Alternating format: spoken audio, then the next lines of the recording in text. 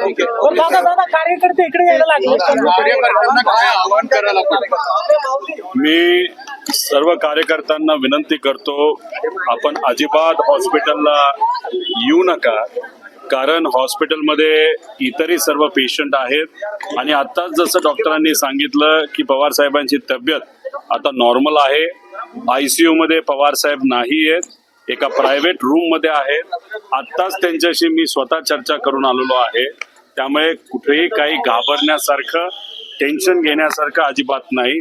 गेल्या 12-13 दिवसामध्ये physical stress म्हणजे तुम्ही बघितलं असेल, पवार साहेब स्वतः बऱ्याच ठिकाणी जात होते, लोकांना भेटत होते, त्याच्यामुळे थोडासा स्ट्रेस आलाय आणि आपण ज्याला कंजेशन म्हणतो म्हणजे कफ हा थोडासा काही प्रमाणात तिथं झालेला आहे.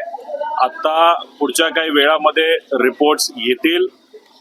माझ्या अंदाजाने इथंच 1-2 दिवस ठेवलं जाईल आणि गाडीलीच, त्यांच्या प्रायव्हेट गाडीली मुंबईला साहेबांना त्या ठिकाणी नेलं जाईल. त्यामुळे कृपा करून इतर पेशंटच्या हितासाठी इथं कुणीही गर्दी करू नये.